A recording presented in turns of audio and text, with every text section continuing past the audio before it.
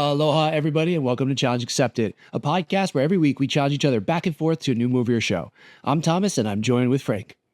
Hey, everybody. Today we are talking the Twilight Saga Breaking Dawn Part 2, and we're going to be digging into some vampires and wolves, but we are joined by a very special guest. Who's joining us today? Yeah, very, very special for me. We got my wife and pretty much the curator of this suggestion and the one that forces me, I will say, to watch this every season. So thankful that she's here and suggested this. But my wife, Cristina, hey, babe, how are you doing? Introduce yourselves and yourself and tell us what you do. Hi, everyone. I'm Cristina. I am the in-house Twilight expert here. And yes, I do force Thomas to watch this every year with me, and it will continue on till the end of time. Yeah, I'm excited to be here. Thanks for having me. What about Twilight do you like so much? I think for me, it's like very nostalgic. I read it when I was like in middle school, and then I reread it when I was older. But yeah, it's kind of like similar to like the Harry Potter series where so many people have ties to it because they would go to like the movie premieres and everything like that. Like I remember going to these movie premieres and having the shirts and everything. So, Team Edward, by the way. And, yeah, it's very nostalgic. Edward was bad for her. Team Jacob all the way. He was the one. Yeah. And all right, are we gonna have beef today, Frank? We're gonna have beef with it because honestly, like I'm Team Jacob until this movie when it was like, Jacob, get away! It's so weird he's there, but right, yeah, we'll get into that. We will get into it, and yeah, there's a lot to dive into, and we will definitely talk about Team Jacob and Team Edward. I think as this breakdown goes on, but yeah, babe, why don't you kick it off, and we're gonna give you the honor of doing the 2-minute breakdown for this movie. All right, it's a lot of pressure, and you're gonna have to stop me. So, all right, here I go. Okay. So, Breaking Dawn Part 2 picks up right where Breaking Dawn Part 1 left off, where Bella has been turned into a vampire. She opens her eyes. It's like the cliffhanger. She's coming to her senses. She's like having all these like vampire-y realizations. Like she could see lint and super fine. And Edward's there, and he's like, okay, you got to go for a hunt. She's like remembering, okay, what just happened? I had a baby. And he's like, nope, you got to get these red eyes out because red eyes for vampires, classic telltale, they're hungry. So he's like, we got to go hunt. You got to feed yourself before you can meet your baby daughter. So they're out and about. She's getting all her vampy senses going. She kills like a cougar and a deer and stuff. It's great. Almost kills a hiker, but then she controls herself. Meets the baby. Gargoyles. At that point, climbing up the wall too. She goes back, meets the baby, freaky CGI baby, which we can get into later. But yeah, so creepy. And then she gets the news that Jacob has imprinted on said baby. She freaks out. There's this whole back and forth with can't have a wolfie claim on her, yada, yada. 45 seconds. Okay. I don't think credits have ended yet. I know. I think we're still the first 15 minutes of the movie. Okay. Well, this doesn't count towards my time. So anyways, so they have to tell Bella's dad that she's died. That was the Cullens plan. But then Jacob's like, no, we can't do that because if you guys have to move away, then like what happens to my imprintation? Like I lose my baby girlfriend thing. And so he actually shows himself as a werewolf to Charlie, Bella's dad, so that he doesn't have to know about the vampires, but he still knows something's up. And the Cullens have to stay in Forks. So 5. That's all going on. 4, No. 2, 1. I just love how at the end she just gave up. When she started counting down the last 5, she's like, nothing I could do. That's it. If I can't do it right and I can't do the story justice, then what else can I do? That's like Volturi talk right there. So well spoken. When me and you be like, vampire fight dream. You know, it would have been real fun. Yeah, exactly. I didn't even get like a third of the way in. I really had higher hopes for myself. It shows how detailed your notes were, though, so that's great. Yeah. My notes are less detailed. They're all like, they got a new house, and then they leave. CGI baby, that's rough. I wish Blade would show up. Great villain. Yeah, wolves are cool. My notes are a little everywhere. Totally. I think this was I think this is one of the ones where I liked the most, though. If I had to think about Yeah. the whole saga, it's the culmination of everything, right? You're like, are they going to get together? Are they not? And at this point, they've already decided they're getting together. And what is it all for? Do they get to like live their happily ever after? And where I think most stories would have ended at this point, now we're at the point where yeah, the whole vampire organization is coming down upon them and they have to figure it out. And there's this whole idea of like uniting the tribe, so to speak, of the vampire world. I kind of dig that. I dig that there's this underground society that we don't know about and that, you know, the Illuminati, so to speak, are coming down upon a small family in the middle of Washington state. So there's that element that I feel like I really like about this side of the story. Yeah. That's why I married you. There we go. The first half, first half is the happily ever, and then we got to get the after done. Like it's got to last forever. And the way that they kind of set this up as trying to find a way for this family to live forever in peace, because that's the thing too, is like it's all immortality except for, you know, Jacob, poor guy, and Bella. Yeah. No, Bella's kid. And the dad. Anyways, the dad too. He's actually my favorite character. I gotta say too. But like there are so many stakes going on with this one thing, and midway watching this, the two weird guys, I don't know their actual names, but once I figured out who they were, I was like, oh my God, that puts so much more context on this. Is that Vladimir and Nosferatu, the two weird dudes? Stefan. Like, is it Stefan? Yes. I think So it's Dracula and Nosferatu, right? That's like the two older vampires. Is that right? I think that's who they're supposed to be modeled after because it's like the traditional Transylvanian vampires. Okay. Yeah. Because one of their names actually is Vladimir. So yeah, which I think is like would be Dracula's name or whatever, Dracula, whatever. But like that shows how long they've been doing this fight. In like the last time they had a big fight, the Italians won, and they're trying to take it back. So I do like that they're kind of setting this next chess move in a battle for eternity that they've been going through. Yeah. And if you notice too, they said that the two characters that play, you know, who would be Dracula, they said after they lost the last fight, they sat and like almost petrified for like 1,000 years because they were so devastated. So yeah, the scene has been set. Yeah. But also like a lot of the previous movies have set this Volturi aspect too, so that we know that they're this crazy organization that I think that was another element that I kind of liked in this series was at first you're just like, oh God, she loves a vampire. Ooh, she stinks, but he still likes her. And he's making all these weird faces to, okay, they move past that. He leaves her. And then he's going to sacrifice himself and basically off himself because he shouldn't be with her. And the only way he can do it is to go to the Volturi in Italy. So I think that's like the second or third movie. And that was kind of another cool second movie. Yeah. Okay. It's a podcast. You got to speak. But Didn't want to interrupt you. No. But yeah. Yeah, please do. And so it kind of sets the scene of like, there's a greater vampire world out there. I think that's kind of cool. And then we also get into, I think it's the second movie too, where we see what is a werewolf in this world. And it's a lot different than what we've seen in some other takes on werewolves. Yeah. I am such a big fan of werewolves. Like it's probably my favorite monster. I love the uncontrollable rage of it all. I love that it's only on a specific night sometimes.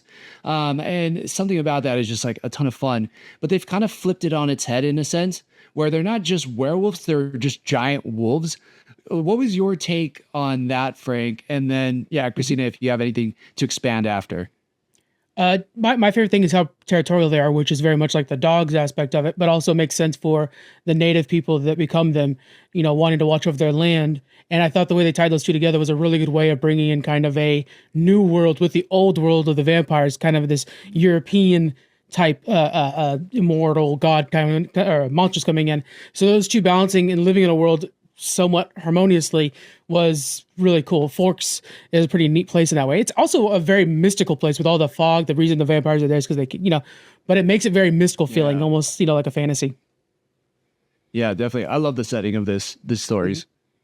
Yeah. I was going to say too, not to correct you, Thomas, but they're not werewolves. They are just wolves because their roots as wolves are like, it's like deeply a native thing that happens within their tribe. It's not, something like where the moon shifts and then they turn.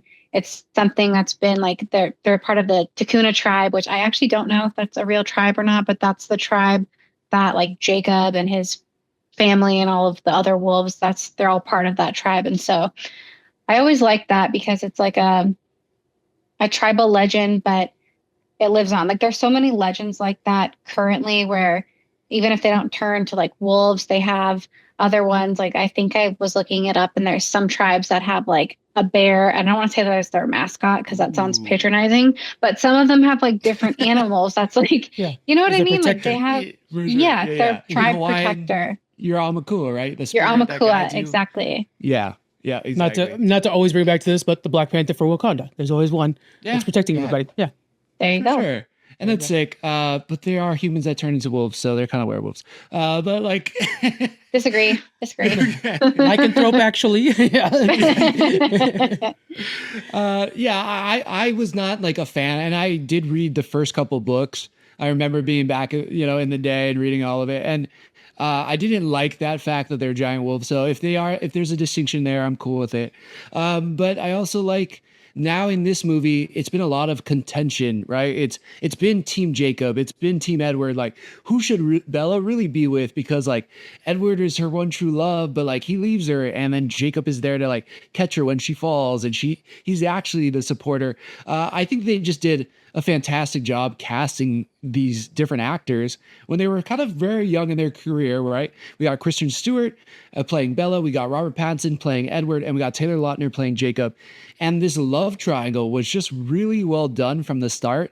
I think, of course, now all of these actors are household names, but I think it fundamentally needed to start with their relationship and how they acted in their type of roles. And I think it's so well done. So much so when we get to this point, it's like kind of odd seeing Jacob now be in the house and like he's kind of promised to the daughter in a way. He promised himself to the daughter in a way. I don't know. It sounds weird to even say that, but you know what I mean. I want to know, like, so Frank, was this like your first time ever watching Breaking Dawn Part 2? Yeah. So when had you watched any of the other movies? I watched all the other ones as they came out in theaters. I watched them in theaters and then just, stopped watching them. And so this is my first time seeing this. Okay. Because I was curious, as someone from your standpoint who it's kind of fairly new to, what were your thoughts or your feelings about Jacob like imprinting on this baby? Yeah.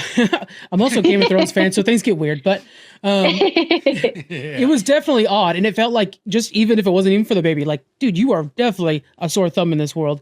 So it just was weird that he was always in the room too. And he kind of has become like the pet dog, really. Like he was just kind of hanging out in the living room, watching her through a window the whole time. And it was very odd. I know that he really quickly jumped to like, it's not like that. Okay, but then why in the future do we see that you two are together? So it is like that, actually. It's just weird. Well, yeah, I mean, the past movies and stuff, they talk about, Jacob's explaining to Bella what it is to imprint on someone. And he's saying, I wish I could just, imprint on somebody else so I can forget about you, because he's so hung up on Bella. And he's explaining it to her. And even the way he describes it, he's saying, it's like everything that you are and everything that you will be is about that person. And it's such an intense feeling. And to put on a little baby, I think, and to say that there's no sort of romantic aspect to it too, I think that's a little bit false in my opinion.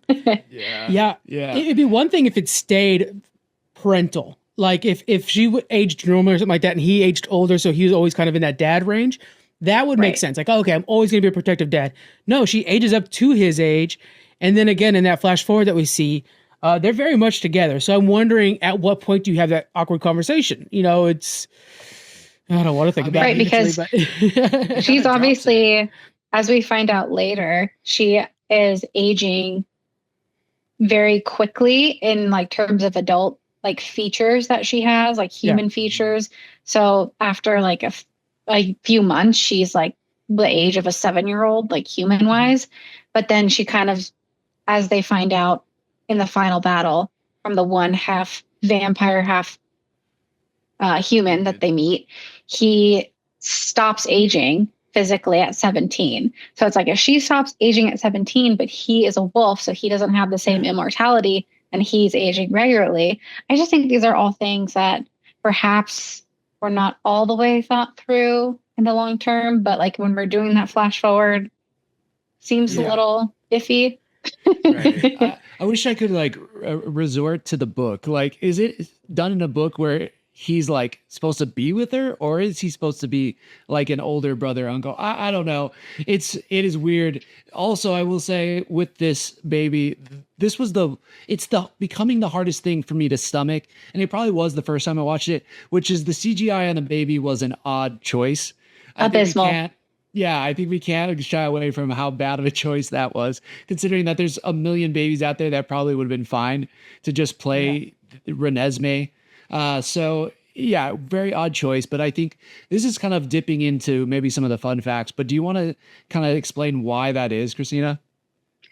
Why they chose to do the CGI baby the way they did? Yeah. Yeah. So they had picked the child actress, and I believe she was like 9 or 10 around there, that they thought was like the perfect combination of Kristen Stewart and Edward Cullen. Like they really wanted a child actress that looked exactly like the perfect mix of them. And they decided the director really wanted to stay true to how that child would have looked as a baby. And they even had her parents give like baby photos of her and everything because they wanted it to be so like true to her, which I still can't understand why. I think it would have been better to like just pick a baby that had the same sort of features and then go from there. But it just looks so unrealistic and fake. But they really did want to stay true to like how the actress would have looked. Right. And they spent a lot of money doing it. They spent a lot of time doing it. I think that was why it took so long for the movie to actually finally come out, because of all the CGI they had to do. Yeah. But they aged her up. They aged her up too. All the way to her they did. 17, 18-year-old, person as well. But that's just a quick blip that we get at the end. So like the majority of the time was spent doing those weird little baby features. And I just think it looks, nobody was pleased with how it came out, I don't think, unfortunately. Yeah, definitely. Even back when it dropped, for sure. And unfortunately, it's so jarring that it brings attention to other CGI pitfalls. And I would say one of the harder ones for me is that they clearly didn't film this thing in a forest. It's all green screen.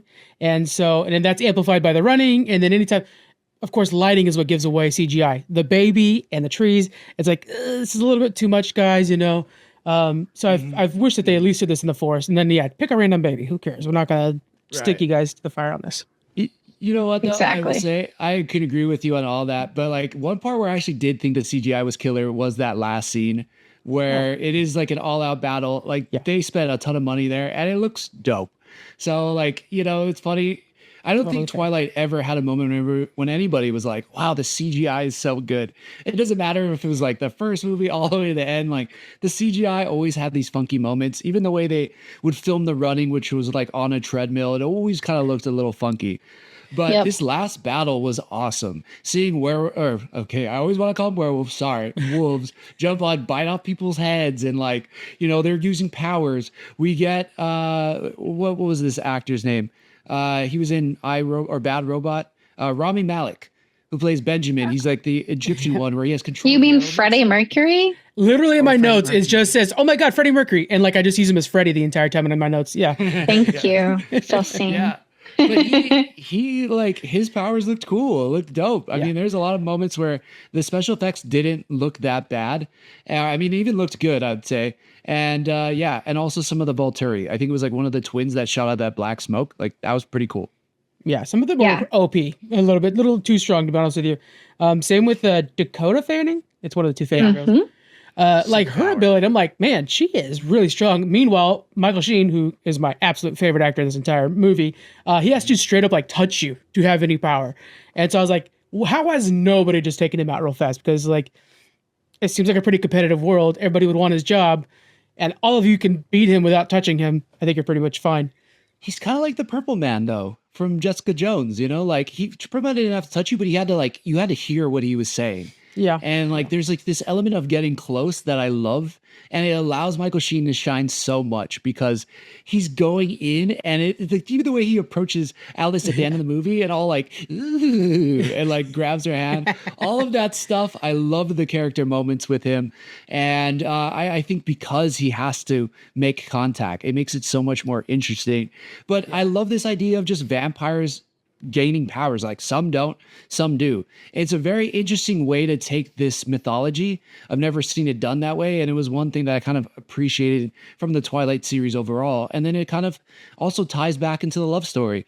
Why can Edward hear everybody else's thought but not Bella's? Well, Bella, we find out in this movie, is a shield, and I think that's just like a cool added element to why their initial love story was a little bit awkward for him. It's Possible, just a right? detail. What's that? Yeah, because With it was being a shield. possible because he couldn't hear her thoughts, so he was that much more intrigued and wanted to find out about her. But I wanted to go back to Michael Sheen's character Arrow because I love him so much, and I think he's obviously a villain, but he has these qualities about him that just like it's hard not to feel like giddy when you see him and he's doing his gooby and he's like, young Bella. Like immortality becomes you. Like, how could you not like smile at that? But I think to understand, like Frank, you were saying, I think, well, how is it? Because his power is so like he has to touch you, and how is he so powerful? And like, how is he so like no one's come after him? It's because he's been the leader of the Volturi for centuries, millennium, and thousands and thousands of years, and he's had these his brothers, so to speak, that are more powerful than him, that are bigger than him. And his whole thing, which is a part of why this conflict is even happening, is the fact that he finds vampires that are powerful or have some special ability, and he collects them. And that's how he got Dakota Fanning's character, Jane, and her power, where she could just make you feel pain by just looking at you. And then her twin brother, Alec, and he could just like do the little black smoke and your senses are overcome and you're just like feel like you're dying. And that's how he gets all of his like powerful vampires, is that he'll go after a clan and he'll find some reason why he needs to, fight this clan, why he needs to stick the full power of the Volturi on a particular clan. And then he'll read everyone's thoughts that was involved, and somehow he'll find some sort of redeeming thought of why he needs to save this one particular vampire. And it's always the most powerful one, or the one that has a special ability. And then he decides, well, I won't kill you, but you do have to come join the Volturi. And that's how he's collected all of these super powerful vampires. And that's why he's after the Cullens, and he's been after them for centuries, because he wants Alice because she has this very unique ability to look forward into the future. Yeah. And so he's always found reasons to beef with the Cullens because he's trying to like slaughter them all and then just collect Alice. And he kind of wants Edward too, because like reading minds is important, but he's mostly after Alice. And that's why in the movie, she does end up leaving the Cullens for a bit of time and doesn't tell them where she's going, because she knows if Arrow can like read their thoughts, he'll be able to know where she is. So that's why she leaves them. But anyways, that's Arrow. I love him, but he's a complex man. Vampire. Very Tim Curry vibes. I love how Tim Curry, like, it's just the dialogue, the way he says things. I'm hooked. I want to know more. I want to hear you say more things. Definitely. And then with Alice, that's such a huge jump in his power, because then all of a sudden it's being able to see the future. He can see the future through her. And so you're afraid that he would even get her in the power. So when she's walking up and kind of crossing the Cullens lines, you're like, oh, this whole thing's over. There's no way if he can get that ability in his roster. And what's totally, and in the book, it kind of ends there. They change it up with, the whole battle and everything. So, I mean, I think you and me were chatting about this offline. It's like, if we didn't get that, man, this would have felt like a drag. But I think that's why they did it, because they had so many female viewers in their audience, and they're like, how are we going to get these like male viewers? How are we going to get the boyfriends? Like, how are they going to come? Exactly. Literally, so my notes just stops. Action. Boo, it was all a dream. Boo, in my notes, because as soon as you find out that nobody died, I was like, no, that sucks. But it would have been far worse. No, it was just like, cool. Yeah, they just That walk away. moment, like seeing that in theaters, just having read the book and did a reread, right before Breaking Dawn Part 2 came out. When that is like happening, you're like, wait a minute, like this is not what we read. This is not what is supposed to happen. Yeah. Everyone is like screaming, especially the opening part where Arrow just like has Carlisle's head in his hand. Everyone was like just audibly upset. And as was I, I joined it on that. But yeah, I think when it all kind of came back to and you realize it was Alice like showing him the vision, everyone was just like, thank God. Like, thank God they didn't take that big of creative liberties in this movie. Yeah. Right. We find that all the time in a bunch of stuff we watch where it's like, wow, they're really taking this off script here and it doesn't land in a lot of places. So this was a cool addition. Sorry, Frank, what were you saying? Well, I was just saying, it's funny that the thing that they decided to change was by far the most expensive part of the movie too. So they really felt that there was value in adding this, obviously, because I mean, they had to throw a lot of the budget at it, and it's freaking awesome. That fight is so cool, and you truly feel like, yeah, this is actually how the battle would go out. The tides would eventually turn like this. But the reversal being true to the book fans, hey, like I said, Game of Thrones fans, we feel ya. We just wish they would stick to the source material. So it is nice to be like, hey, let's kind of do this what if of what could have happened, and then bring it back to the book fans so we're not upsetting anybody, really. That's a smart move in the end. Yeah, I agree. And I don't know if this is taking it too far off tangent, but I was just kind of thinking about like all the scenes where they're showing everybody's powers, like Rami Malek's character, and he's kind of got the earth bending and everything. And, the one who looks like Tyra Banks, I don't know the actress's name, but she looks like the spitting image of Tyra Banks. And she has these cool, powers where she can make you feel like you're on an acid trip and like seeing all these like jungle scenes and stuff. When they're showing all those powers, okay, I think Zafrina is maybe the character's name. Yep. But I don't know, like, did you guys like that part? Because I feel like as people who are like into like Marvel and like everybody got powers and stuff. It was X-Men Assemble. We were there. Definitely. And I even in my notes, I'm like, oh, okay, so Freddie Mercury's an X-Men essentially. Like I have, He's an avatar. Earth He is. But it's cool. They have to assemble their own team. And I like that they're pulling teams from around the world too. It becomes this international adventure at the same time. And we get to really see like the extent of the powers. At this point, I obviously I didn't read this far into the books, but in the beginning of the books, it's literally just about what Edward's thinking when he sees Bella, and what Bella thinks when Edward isn't there, when she is with him, and how does she feel when he touches her and all that kind of stuff. So this I felt like was a pretty big departure, and I fell off. I think I probably saw Breaking Dawn Part 1 and I was like, I didn't even see Breaking Dawn Part 1, but I think I went into Breaking Dawn Part 2. And at this point, by the time I had watched this, I was like, oh, whoa, there are powers now? This is crazy. So I really dug, I think, that aspect of it.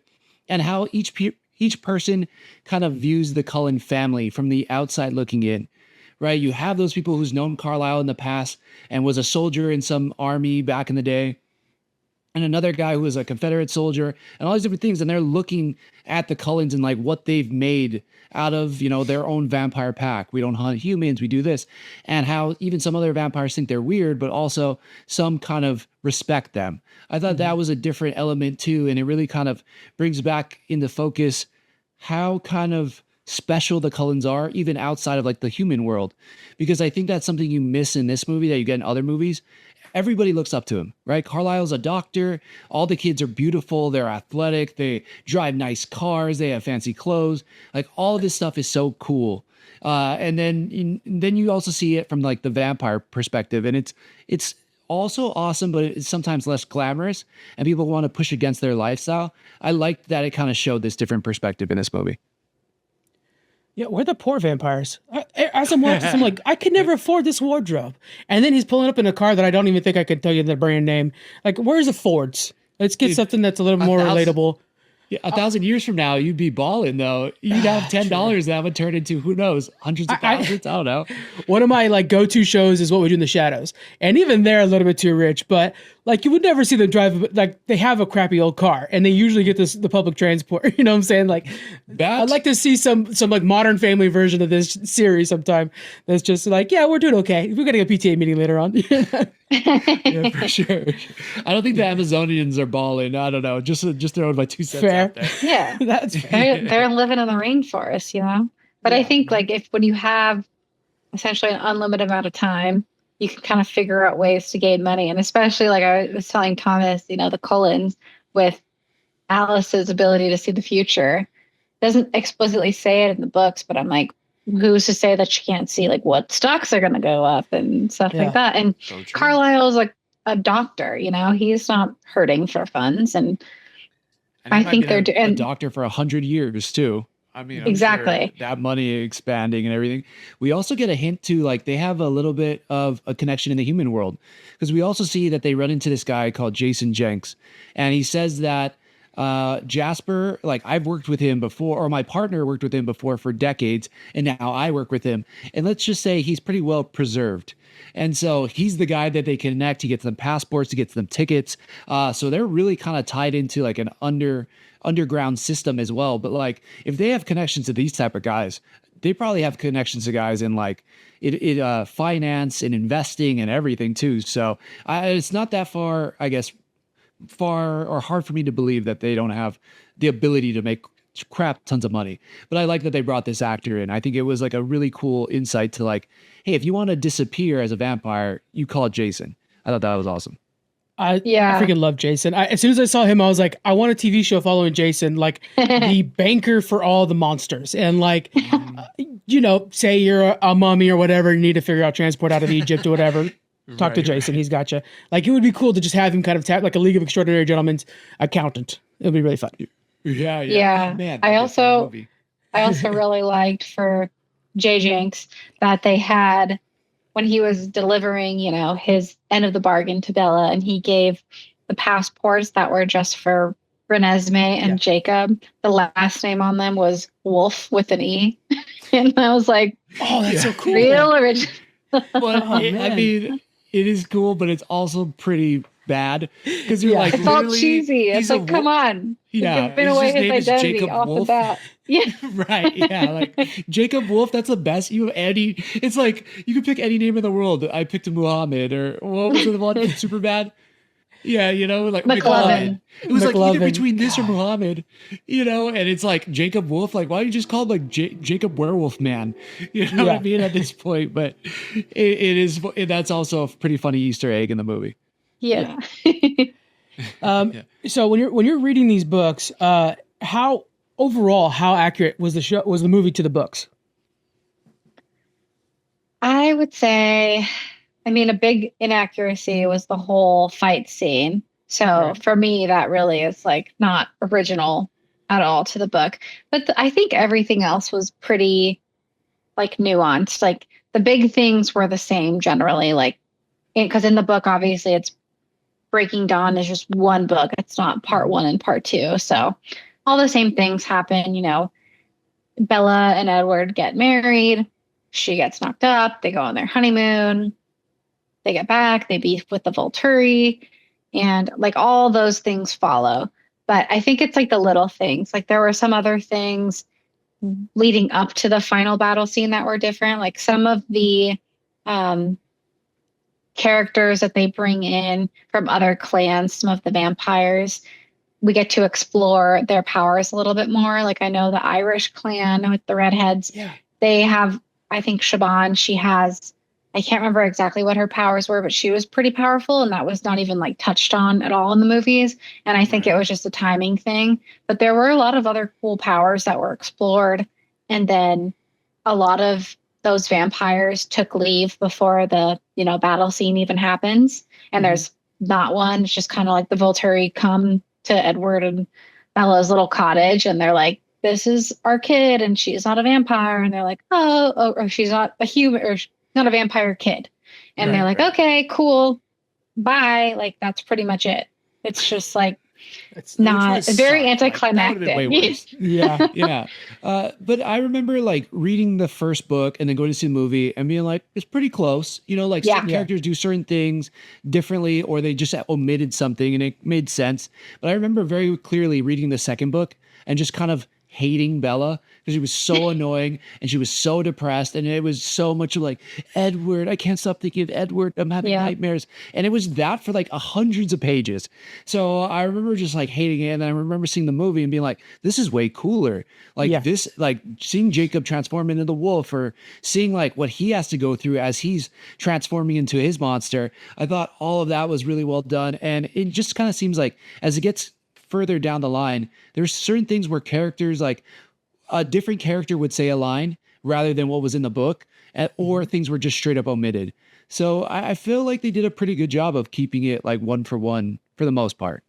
Yeah. Was the adaptation changes in service of pacing because they felt like maybe they needed to amplify the characters that were underserved? Do you guys know why they might have made those changes? I really don't know why. I think it was probably pacing. Like, I think from what I gather, it's just they thought what characters or vampires had like more interesting powers and they wanted to highlight more. And then some of the older movies, I know it was like for example, like in Eclipse, I feel like they gave Bryce Dallas Howard's character of Victoria, like she was like a big part of that book, but they gave her a lot more screen time than I feel like book time she got, you know? So Yeah. I feel like it was Totally. like they had the star power. She's Ron Howard's daughter. They wanted to really like capitalize on that. So Yeah. You And know, they I feel booted like- the other girl. They like Yes. straight up just booted the Rachel first actress and brought her in. Lefevre, she was Oh, great. justice I for liked Rachel. her.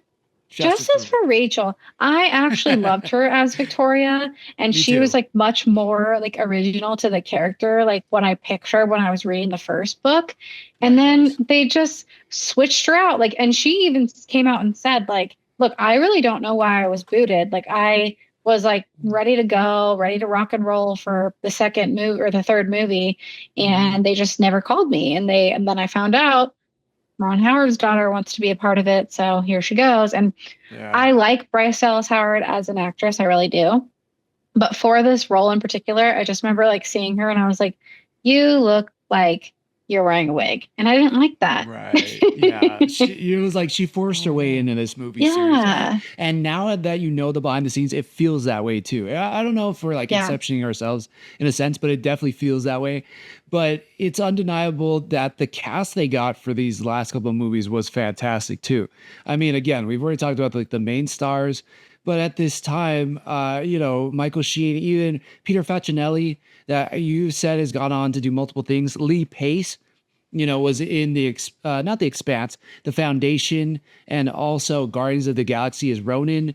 Obviously, Rami Malek has now, you know, his own Oscar. Jamie Campbell, like it had such an all-star cast too, and it's crazy to think where all of these people went. And of course, like everybody knows Bryce Dallas Howard, but I think Frank and I most know her recently because of Jurassic World and also Right. The Mandalorian.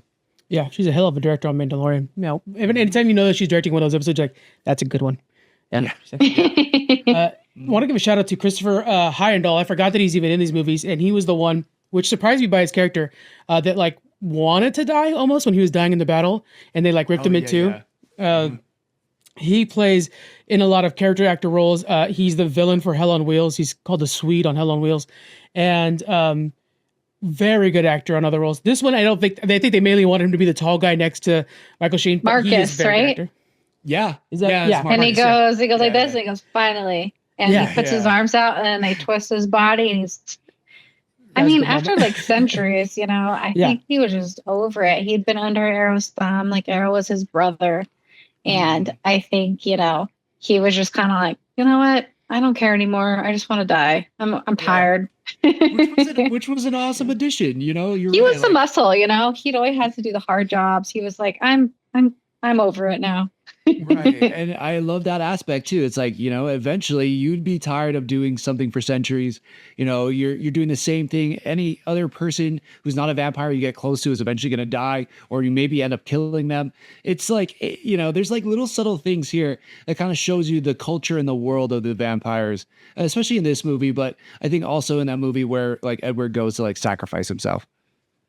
Yeah. Yeah, that's number 2. Well, I didn't even feel like we got into like why the Volturi were even coming after them, like that whole Great point. lore and backstory. Because so when Bella, after she was like had her thirst under control, everything was cool with her dad.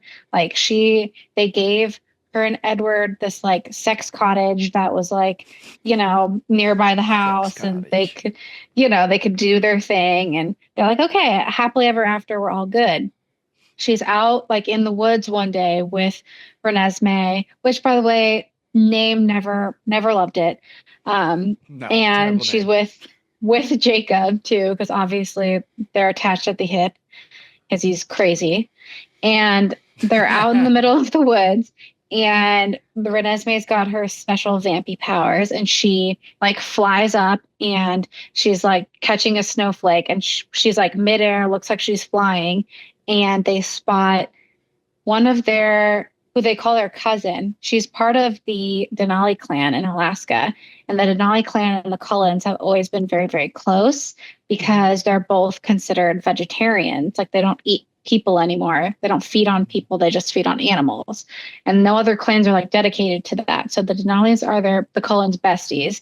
And sometimes, occasionally, the Cullens will join the Denali clan up in Alaska when they have to take a break from Forks, when people realize they're not aging, then they have to just move away. So anyways, one of the cousins, Irina, sees Renesmee jumping up, and she's like, that looks like a little kid.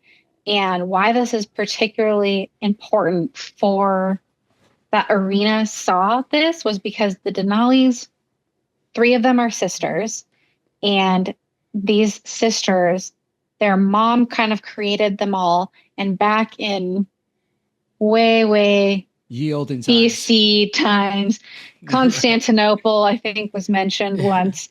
The mom created a bunch of child vampires, and that's a crime against the Volturi, against vampire kind, because when you take a child and you make them into a vampire, they're very cute and they're beautiful, but they're frozen at that stage that they're at, like mentally and physically. So they can never be taught. They can never learn, like, hey, you can't just kill everything and everyone you see.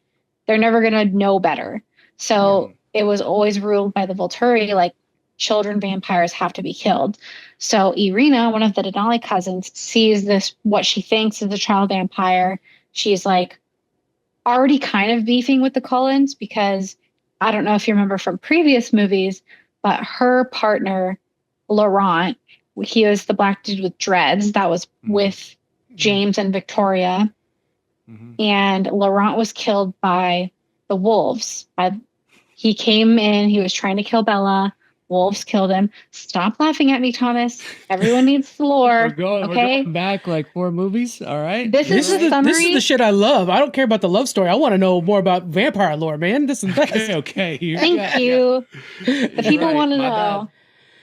So, anyways, Laurent was getting close to Irina, which we don't see in the movies, but they were kind of like hooking up, and she thought like maybe she would join him on the road. But he was part of that traveling group with James and Victoria, and he tried to kill Bella, as I think we see in Eclipse. And like sometime in the beginning of the movie, he's like, after the baseball game, post baseball game. Oh, that's true. You get hungry. Yeah. The baseball game was iconic, though. Let's put it out there. If we're talking Twilight, that baseball game, like, we can only play when there's lightning. You like, why? You'll see, and then the lightning strikes so they can hit thunder. The ball. Okay. Thunder. Yeah. But okay, yes, that's the sound that comes on light. You know what I mean? Okay. All right. You'd understand if you were there, but you'll never be invited. Right. But yeah. So, anyways, Laurent was killed by the wolves. Irina of the Denali clan knows that the Cullens are aligned with the wolves and working with them. So she's already kind of pissed off at them, which is probably why she came to that region in the first place. She wanted to like chat with them, see what's up.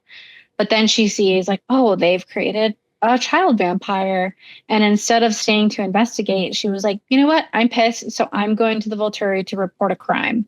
And so she goes instantly. And as she's going to tell them is when Alice gets a vision, and Alice like sees Irina telling Arrow, like, let me show you my thoughts. This is what I saw. And he finally has his reason that he's been waiting for centuries to fully pursue the Cullens and see their downfall so he can scoop up Alice. And that's why, like, the very next day, Alice leaves the Cullen clan. Because one, she's trying to find proof of another half vampire, half human. But two, she's like, I know that he's coming for me. And if he thinks I'm not here, then maybe he won't come at us as hard. So, Yeah. anyways, that's just my spiel. Couple things. First off, one of the things too to mention, I think in the movie they said, like, when they turn kids, the kids can't keep a secret. So like you'll never be able to hold them back from telling the humans about the vampires. Yep. Which makes sense. Second, do you think Irina, am I saying that right? Irina. Do you think part of it was that she was kind of felt like, if my mom's gonna die, you guys have to, like, there's kind of a beef on her, chip on her shoulder about that too, like, because I lost my mom? Yep, because the Volturi, and they have a scene of it, I think, in Breaking Dawn Part 2, where it's showing them all in ye olden times. Yeah. And the mom is holding like a little beautiful vampire baby. And not only do the Volturi come, and it's like Dakota Fanning, Michael Sheen, all of them. And Dakota Fanning's holding the baby. And then the other Volturi members like kill the mom in front of all the sisters. And then they throw the baby on this like giant pyre. Yeah. And it's like, that was done in front of them all. And it's like, why should my mom have to suffer if like, and you guys are committing the same crime? Like, she wants to see their downfall for the same thing. Yeah. And you couple that with like the story Cristina told, so now she's like double reason to go after them and tell the Volturi.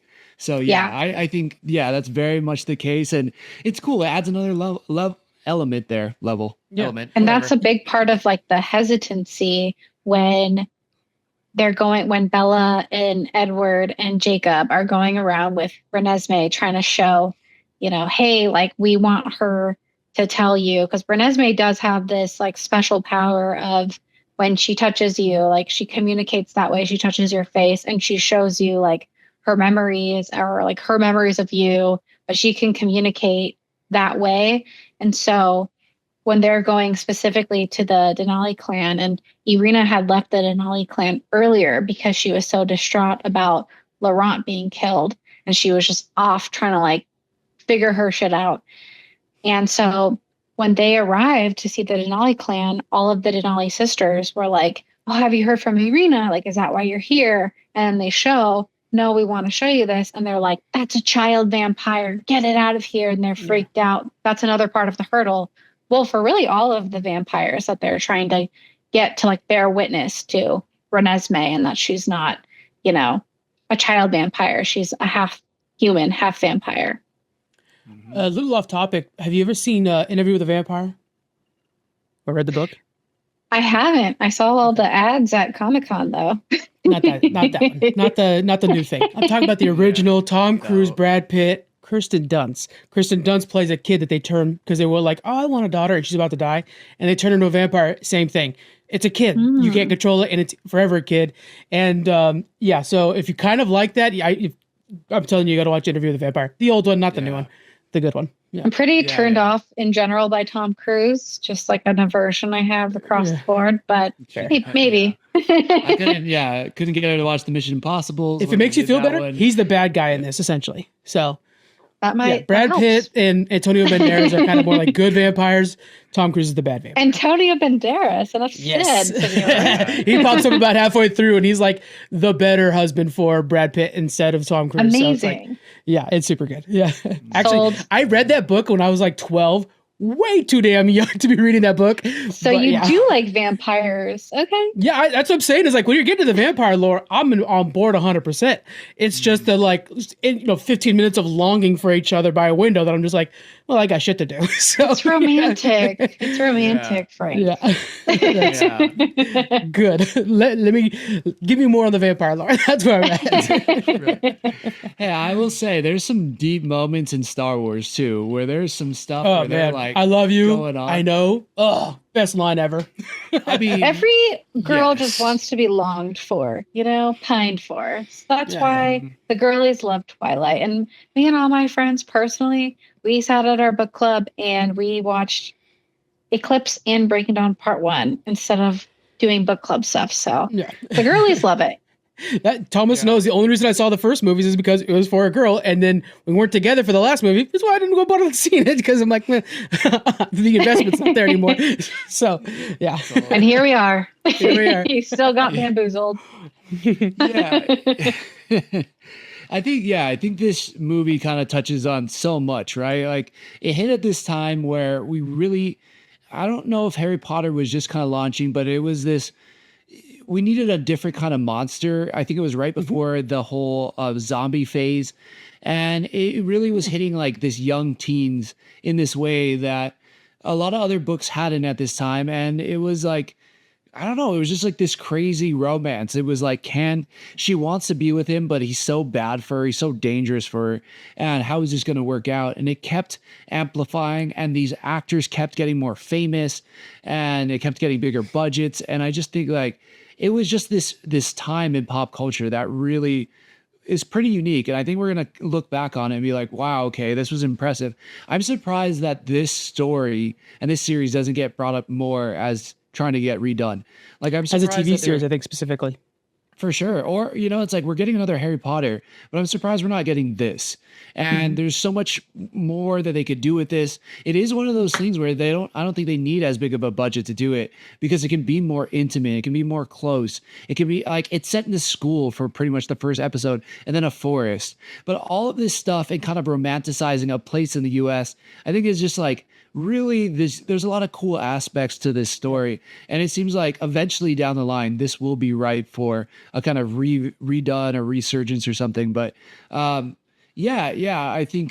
think the end kind of does surmise this whole story in a really kind of awesome way. And you kind of get that look back, as you were saying, Christina, with what Renesmee shows them, but they end up in that field. And it's a look back at their journey through the movies. And I think it's actually really well done.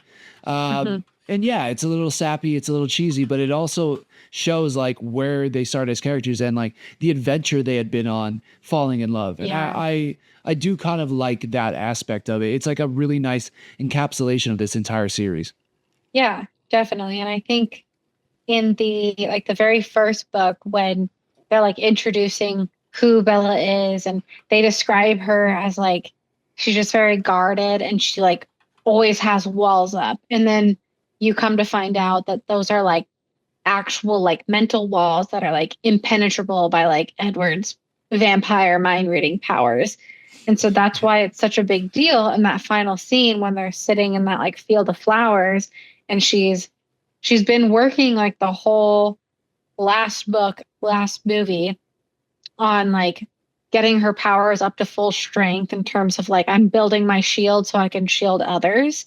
And it was almost like more of an effort for her to figure out how to like break her shields down so that she could let someone else in with vampire powers to like read her mind. So that was such a big deal, where she's like, I'm breaking down my internal shield, Edward, so that you can read my mind. And that's like the most romantic gift, But also like just bringing her walls down emotionally to let him in, to let somebody else in. Because I that's never why thought it's about it that described way. so much in the books. Like, oh, I've Yeah. always like been so guarded, and like I never get close to anybody. And like my parents divorced. She's got some like daddy issues kind of. And so I think it's like such a big deal. Like, hey, I'm breaking down these like internal now like vampirical magical shields in my head to let you in and like read my thoughts. Like, not only is it incredibly like vulnerable, as Brene Brown would applaud, but it's like an actual physical effort for her to do. So Man, I thought it was pretty cool. it's pretty good. If we always praise people for breaking down walls, why are we always trying to build them? Don't get me started. You know what day it is, damn it. Yeah, I sure Not do. the week I'm sorry, for it was that. right there. Sorry, people. Speaking of politics, you guys ever hear the theory where when it's a good economy, we get more vampire movies. When it's a bad economy, we get more zombie movies? No, why? Yeah. Why is that? They have a correlation where like vampires mean prosperous, doing good, eternity. Zombies are like shambles, survive, each man for themselves. And so you'll see like the ebb and flow, like Walking Dead, Twilight, it's like this up and down. And so I was pulling up, it's like 2012. Yeah, not a bad time for us. We were okay when this movie came out. And then, That so is just kind of looking funny. around at that. Yeah. What did we get more this year, vampires or zombies? I guess that's the question. When did We got a bunch of the- X-Men this one, which are persecuted people. So let's have fun with that one, I guess. I love me some X-Men, man. Oh, I know boy. you do. Yeah. when did What the was that? Pedro Pascal one came out? Last Ooh, year. the last was beginning of this year.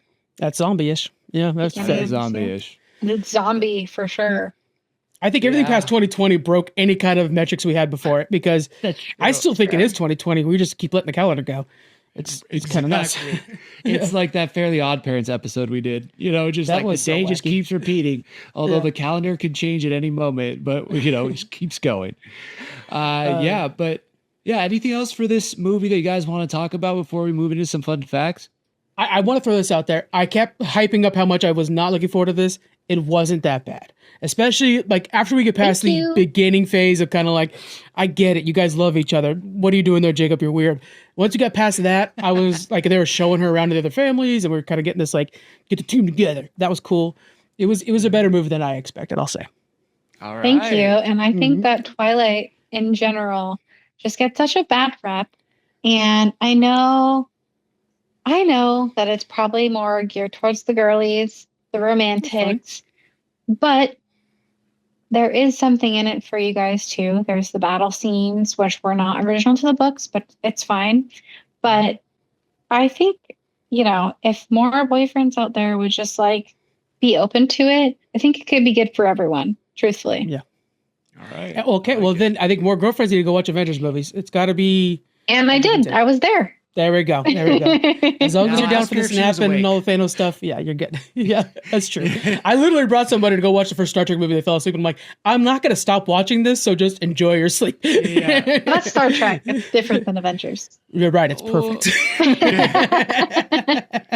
I think for me, it'd be like, I don't know if you're going to get another date after this. It means a lot to me. So it Yeah. means a lot to me. She knew that. That's why Christina's still here. And we're going strong. Oh, so like, Yep. But all right, let's jump into some fun facts because I think do it. this movie has so many cool things behind the scenes. It was one of those movies I think that we see a lot of Hollywood is moving to the South or in Atlanta, and this had a big studio done, and just the whole set and everything. Like Christina and I watched like a 4-hour behind the scenes of this, and I love me some good BTS. And this movie was pretty incredible getting made. But I'll kick things off with this. I said I wasn't going to say this one, but I actually read into it more, and now I know who this is. So to protect Mackenzie Foy, who actually plays Renesmee in the movie, on the set, the director, Bill Condon, had to set up a swear jar for the cast and crew. Anybody caught swearing would have to put money in there. And at the end, all the money that was collected, they actually donated to St. Jude's Children's Hospital. oh, freaking I thought cool. that was, Cute. Love it. I don't know, I thought that was pretty cool. I'll give you one right now. Every song that appears in the film or on the soundtrack are originally written for the film. There's some really good ones that it feels like kind of that Seattle, grungy kind of songs. I'm like, man, this is actually all original. Yeah, God. dude, that vibe in there it was good. Dude, there was also in one of the early movies, doesn't Robert Pattinson sing one of the songs, Christina? Yes, he does. And I don't know exactly what it's called, but it's the one that's like when Bella is getting bit by James and Edward's like there to save her and like fighting what's his name? Cameron Gigante or something like that. The blonde dude. Yeah, That I plays know what you're James. talking about. And I Yeah. was like, oh, wrap you around. That one. That one is written and performed by Robert Pattinson. Pretty But cool. he's talented. Our Batman. Let's see. Yeah. For the I love him as Batman. Not to go on a I tangent, freaking but do too. Oh my god. we yeah. me just too. watched it on Halloween, and I was Oh, like, yeah. "You're my Batman." Have you been watching The Penguin? No, I haven't. No. I'm too scared. That's a different It's story for a different time. Not scared at all. It's a good crime drama. It's not scary. You're good to watch. Yeah, for sure. But also the music was fantastic, and I remember so much of the music in these movies being like everybody's anthem when you were dating somebody. Like it got played at every romantic night and stuff. So that Iron and Wine song is like Flightless Bird is like still in my playlist. Oh my God, it's today. amazing. I love that song. So good. It's so also like I know you were saying earlier, but I just thought of it of like final thoughts on the movie. I would be remiss if I didn't mention the fact that Kristen Stewart and Robert Pattinson throughout these movies were dating in real life, and how that truly tied into I think how amazing the movies were because of this like off-screen romance that they had. Yeah. And how sorry, go for it. Well, do you think the life of their relationship is shown throughout the movie? Maybe in the beginning it was a little bit hot and heavy, and then later on you're starting to see a more mature relationship that comes with the years of being together? I think so, because they even both talk about, in those final two movies, like they had already at that point been together for a couple years, and just like how comfortable they were with each other. Mm-hmm. And I think it showed. And even in Breaking Dawn Part 2, after Bella is like turned into a vampire, that's always a part of it, because Breaking Dawn Part 1, we know that Bella and Edward go on their honeymoon, and that's a little bit like I like that movie. hit or miss about like them in bed together, and he's like, oh, I don't want to hurt you and all this stuff. And now they're both at the same strength, and they're, I guess, from what we saw in the behind the scenes that were originally filmed for those like steamy bedroom scenes were much more graphic, and they really had to like dial it back to fit like a PG-13 vibe, because they had a young adult audience that they were catering to. But they were definitely comfortable with each other in these last few movies, and they were not shy about doing that sort of stuff on camera. So I think it evolved. Like in the beginning in Twilight, you can see they're both kind of timid, and that's how it shows and how it plays out in the movie. But I think it was true to like them getting to know each other, truthfully. Yeah. You know who I don't feel bad for is the editor who had to like cut those scenes down. He probably got to see some stuff. That's fair. Here's a fun one for you. Both the animatronic baby and the 3-week-old babies were used in the set. Kristen Stewart preferred working with the real babies because she felt that it helped her give a better performance. She was playing against a baby, not like a robot with a CGI face. Mm-hmm. Well, that makes a lot of sense. It's like, I feel like when you're playing to like a green screen face, it's like much harder to get some emotion out of yourself. But yeah. And she kind of strikes me as one of those people now who really dives in their character. I'm not going to say she's like fully method, but the more I learn about her now, especially with the movie she's coming out, the more she's like, she really tries to embody the characters, gets into their emotional state, gets into the environment that they would be in and stuff. And I think she's really developed as a really strong actor along with Robert Pattinson. Both of them are incredible now. I really like their post-Twilight careers so much. Water for Elephants is great. Kristen Stewart's done all kinds of things, but SNL, whenever she's on SNL, she shines on that show. Both very good. I also like to just get in the holiday spirit. I can't remember the name of the movie, but the movie that Kristen Stewart was in with Aubrey Plaza and Dan Levy. Yeah, that movie's great. That was like so good. What is that called? I'm looking it up. Please do, because that movie was so good, and I loved her character in it too, because she just came across so different than Bella Swan. But totally, that's a great movie. Yeah, that's a movie that's kind of become like a part of our Christmas Happy Season. Thank you. It's kind of become part of our rotation, now. It's like we got Love Actually in there. We got that. We got Grinch. Yeah, Grinch. Like we have some classics, but I think that movie has definitely become part of our rotation of Christmas movies. It's awesome. It's in the rotation. So speaking of things back in the movie, had nothing to do with rotation. So speaking of nothing, the inscription inside the locket Bella gives to Renesmee, it says, plus que ma propre vie, which is French for more than my own life. And I think that's it really, I think it really speaks to the character because that's how she felt about Edward. And that's definitely the vibe she tries to give off with Renesmee, so much so that she couldn't even see her own daughter until she fed. So I thought that was, Yeah, it was pretty cool. that's definitely very sweet. I mean, that's definitely how she felt about Edward. Like, as you were mentioning earlier about the second book and movie, New Moon, where she is ready to go to the Volturi and like throw herself on Edward. She is like willing to let herself be killed because the Volturi are so strict about humans can't know about vampires. And if any human does, like they're killed. So she was like, if I come here, I'm getting killed, but like your life is more valuable to me than my own.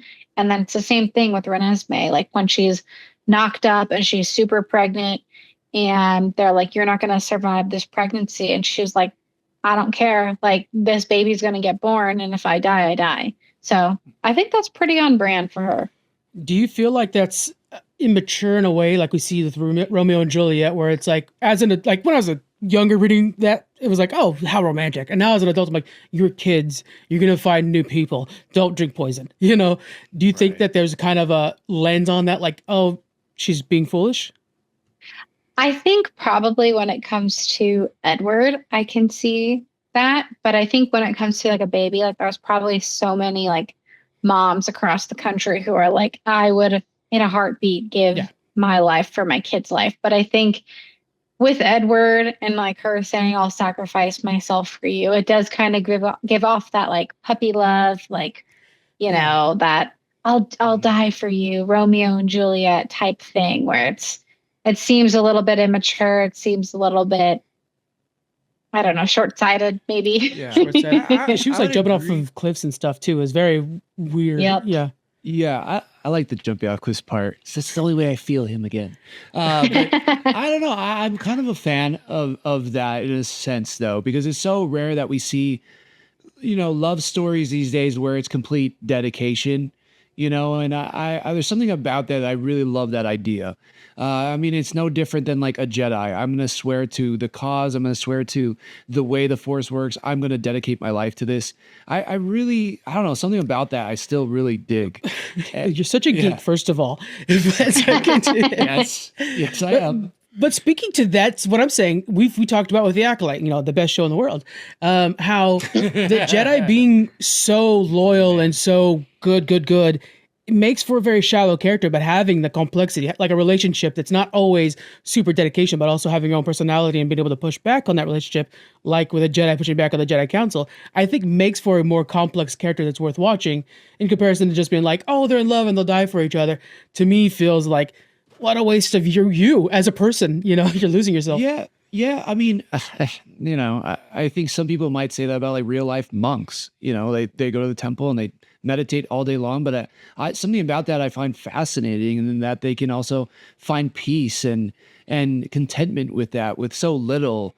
Something about that I really enjoy, and I don't think we should go away or look down upon. Like I hear what you're saying, because I've heard that thing too, where it's like, oh, only like kids would do that for Romeo and Juliet. Right. But there is the reason that story persists is because it's so carnal in our nature to have somebody you really love and you want to pour out to and you want to hold on to above yourself.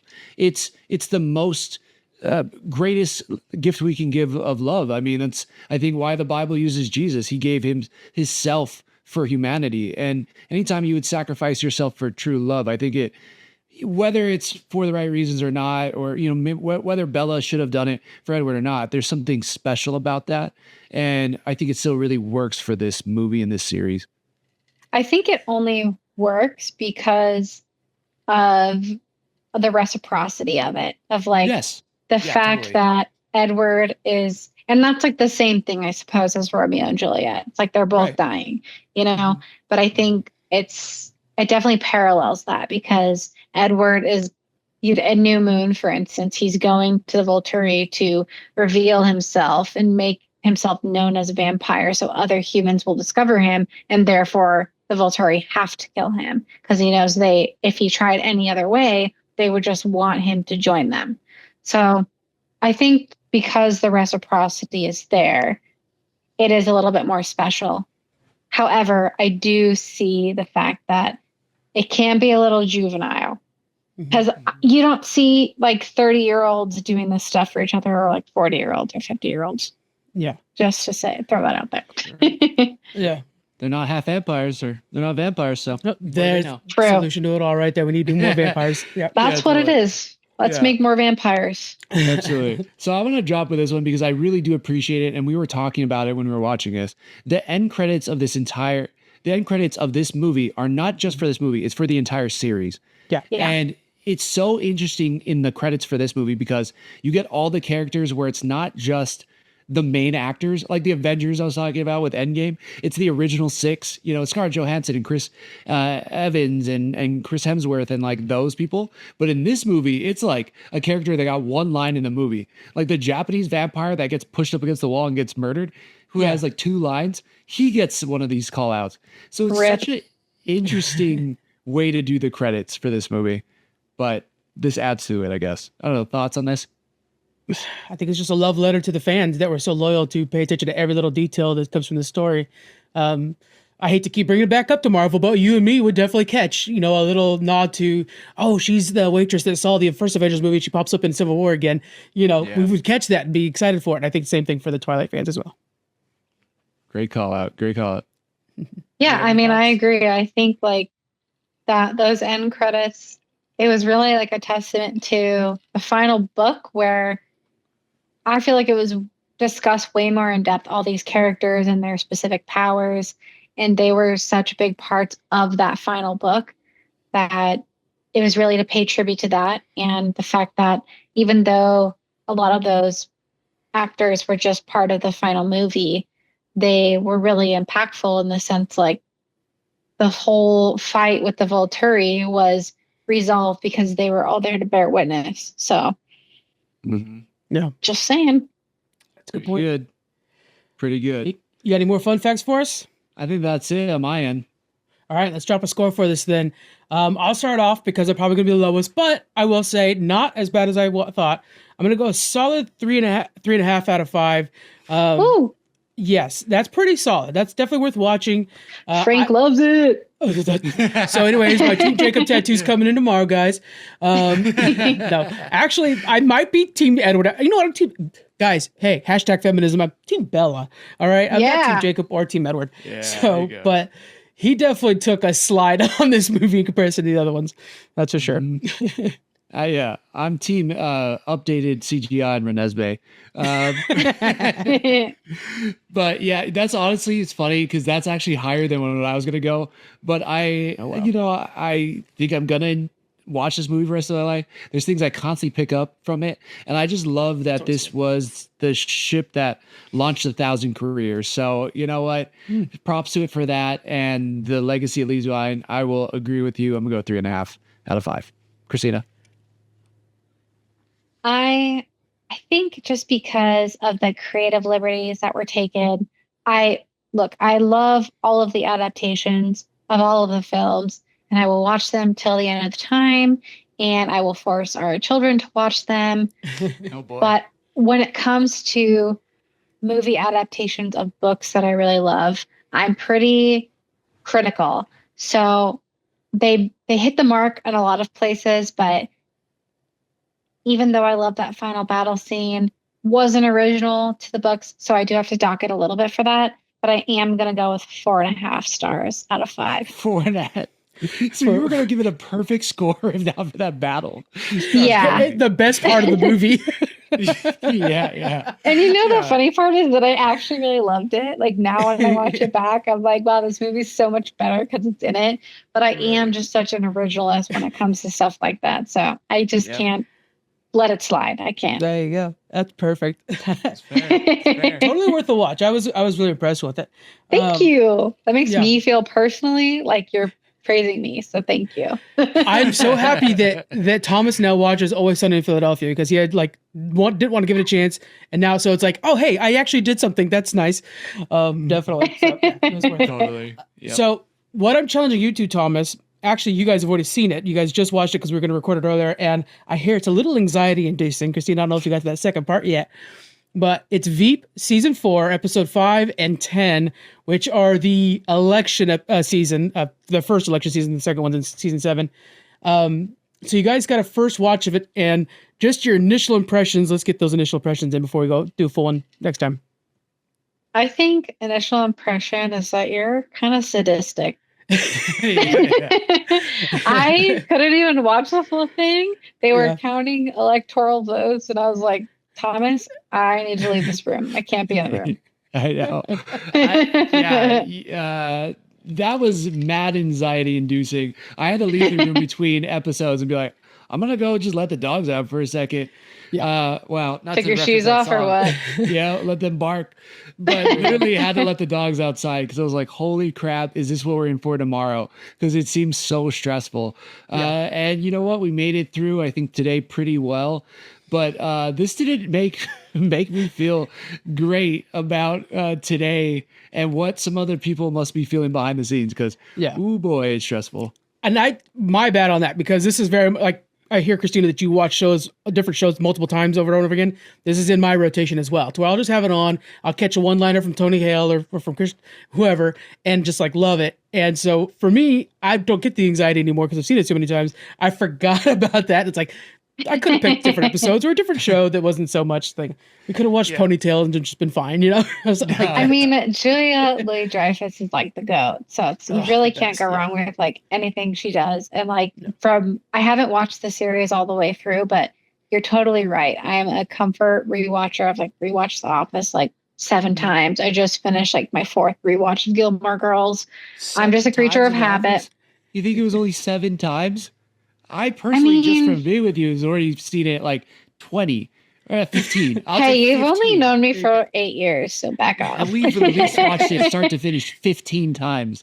So before me, I can't even imagine how many you want to add on top of that. But anyways, I digress. But yes, I can relate to the comfort rewatch. And this show seems like a good one for that. However, I think it was a little bit too timely for me right now. Especially with the whole female vice president to president aspect. I was like, ooh, I gotta excuse myself from this one. That's what reminded me of it is because after the announcement, trying to not get into politics, but after the announcement of Kamala, this became number 1 on HBO again. And, and so I was like, oh, that's cool. One of my favorite shows is number 1 again. And Julia Louis-Dreyfus came out to do a lot of work with her and stuff. So it was just cool to kind of get to see a resurgence in a beloved show. But they literally stopped the show because they said like real life was getting ahead of us. It wouldn't make sense for us to get crazier. It just was in the news already. So that's why they had to stop doing the show. Well, I don't know if you've seen like Kamala Harris's like comments about it. Again, not to get political, but someone asked her about it, like, have you watched the show? And like, what do you think? And she was like, what I can say is that it's not all inaccurate. Like some of that stuff I can really relate to. So. That's crazy. Yeah. The writers have said, and Tony Hill has actually said, like, people come up to me all the time, like, oh, I'm the Jonah, or I'm the this, and like, you shouldn't they're all assholes. Every person in that show, they point, like, the final season, Squeaks watched it, and he was like, man, I didn't like that show because at the end, I hated everybody. Like, that's the point. You're watching the bad guys. And then they're just getting worse and worse as time goes on. And then at the end, she gives up every ounce of morals she has, and, and so you absolutely hate her at the end. And that's the point, is you're watching it that way, But he didn't expect it. Well, spoiler alert. I think we skip season 7 and we stay here. No, I'm just kidding. Yeah, it's crazy, but again. There you go. We go better. But yeah, thank you so much, Babe, for joining us. You're fantastic. You gave us such good insight on this movie, and I appreciate it. It has changed my perspective on the Twilight Saga. I originally, when we first started watching it, every Halloween season, I was like, oh boy, this again. But you know what? I kind of welcome it now because I see it from a new lens, and I appreciate getting your perspective on it. So this was really fun, and I appreciate you joining us. Really enhanced it. Yeah. Yeah, thank you. I mean, I had a good time, and I love to explain all the vampire lore, as Frank would say. So I hope you enjoyed that. And if you have any questions, let me know. I'll know the answer for sure. Absolutely. There you go. Yeah. And if you're a fan of like the Akatar series too, she's a master as well. But we'll just drop this in there. If you want to follow her, you can follow Cristina Craig 8 on Instagram and everything. And soon to be attorney as well. So thanks. Don't jinx me, you bastard. All right. Well, try to be positive, but anyways, thanks so much, guys, for thanks for joining us. Yeah, join along. If you have any recommendations for Challenge Accepted, please hit us up on all the social medias. We're at Challenge Accepted Live on Instagram, Threads. We're killing it over there. We just finished a complete rewatch of Agatha All Along. Frank has killed it and put it into a nice playlist for you. And yeah, come on in and hang out with us because we moderate the channels as well, and we want to hear from you guys. Yeah, I don't know. Frank, anything else? That's it. All right, we'll see you guys next week. Bye. Aloha. Bye bye.